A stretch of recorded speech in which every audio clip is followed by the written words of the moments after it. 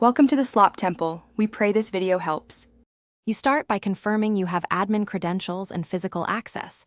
This avoids lockouts. Connect a monitor and mouse to the DVR and ensure the unit is on the same network as your PC. This speeds up configuration. Once logged in, go to the main menu and navigate to Configuration, then to Event. Make sure to export your current configuration first so you can restore if needed. This is a quick safety step that prevents accidental permanent changes. You'll now disable motion per channel. Open Event, then Basic Event, then Motion Detection. Choose the channel you want to change. Make sure to untick Enable or set sensitivity to 0 to stop motion triggers. Once you apply for that channel, use the copy or save function to propagate settings to other channels if you need the same behavior across multiple cameras. Make sure to click Apply and Save before leaving the menu so the DVR commits the change. Otherwise, your edits will be lost.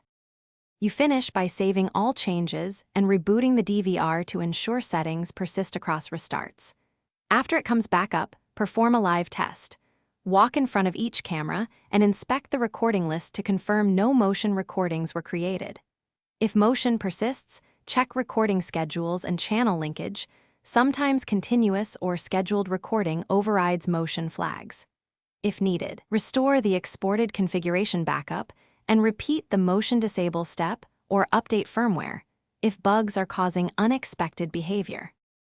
Thanks for watching. Consider subscribing if we helped you.